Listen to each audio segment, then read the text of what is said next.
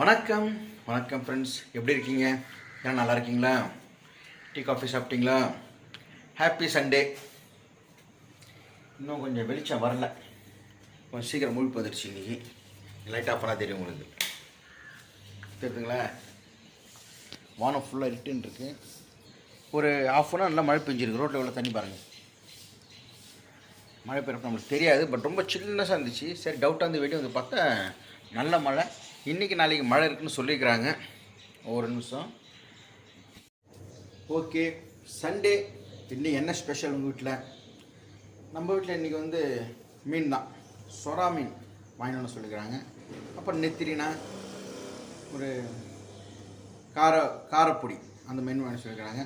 ஏன்னா மருமக வந்து குழந்தைக்கு ஃபீட் பண்ணுறதால அவங்க சொரா போட்டு தரணும். அவங்களுக்கு பிடிச்சிருக்கு. அதுவும் இல்லாமல் வேளச்சேரியில் இருக்கிற 2-3 மீன் கடை தான். ஒன்று இங்கே 100 அடி ரோடு ஒன்று இருக்குது.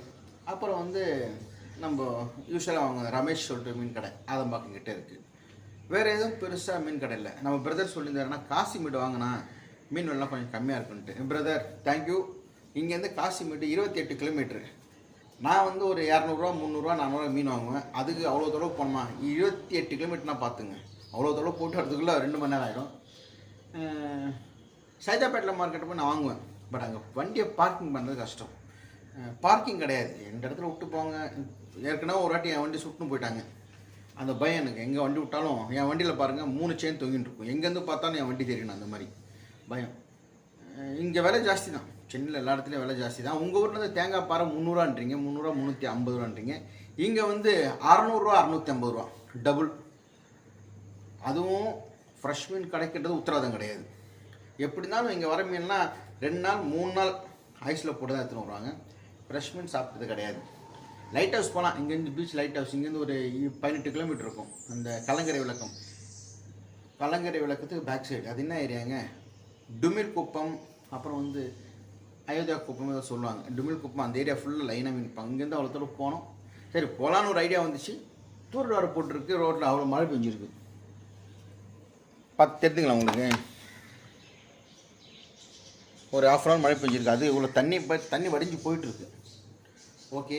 அப்புறம் வந்து விஜயகாந்த் சாரை நான் 9ஆம் தேதி விஜயகாந்த் சார் சமாதியை நாங்கள் 9ஆம் தேதி போய் பார்க்க போகிறோம். லுக் அண்ட் லைக் எல்லாம் கிட்டத்தட்ட 30 விஜயகாந்த் இருப்பாங்க.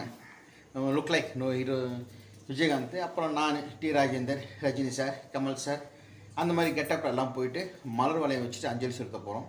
9ஆம் தேதி காலையில் ஒரு 9 மணிக்கு கோயம்பேடு பஸ் ஸ்டாண்டுக்கு ஆப்போசிட்டாக ஒரு பார்க்கில் வண்டியெல்லாம் பார்க் பண்ணிவிட்டு மேக்கப்பெல்லாம் போட்டுன்னு மலர் வளையத்துன்னு அவருடைய சமாதிக்கு அஞ்சலி செலுத்த போகிறோம்.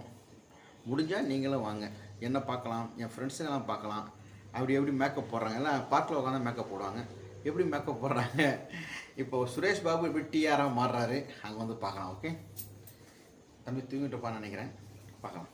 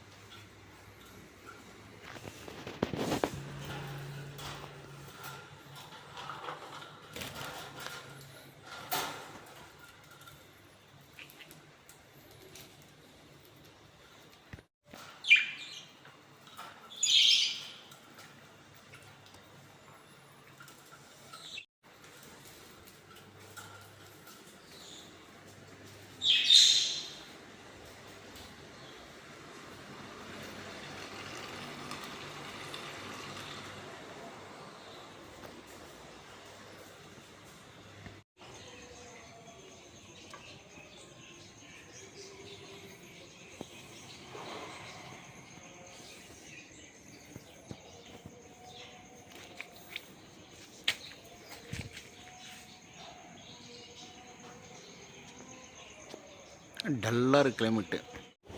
இது வந்து திருமாவளவன் ஆஃபீஸ். தாய்மண் போட்டிருக்குங்களா? Right, okay.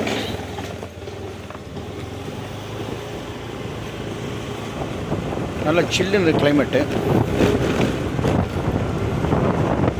மழை பெஞ்சிருக்கு பாருங்கள், நல்லா மழை பெஞ்சிருக்கு.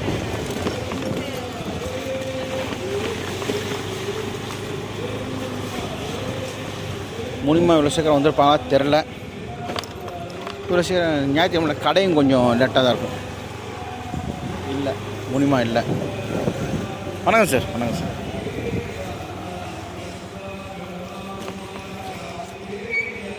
கோபுர தரிசனம் கோடி புண்ணியம். லக்ஷ்மி பூட்டு போட்டிருப்பாங்க, உள்ளே போக முடியாது. இன்னைக்கு கோயிலில் விசேஷம். இன்னைக்கு கோயிலில் பயங்கர விசேஷமாக இருக்கு. வணக்கம் தம்பி, என்ன விசேஷம்? மார்கழி மாதம். ரைட்டு.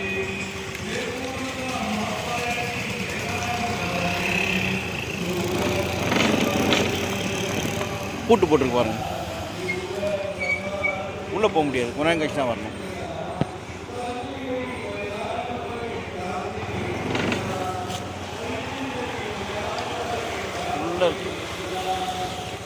இவ்வளோ சீக்கிரம் கீரையும் வந்திருக்காது, போய் பார்க்கலாம். வந்தால் கீரை கொடுத்துட்டு பால் வாங்கி வீட்டுக்கு போவேன்.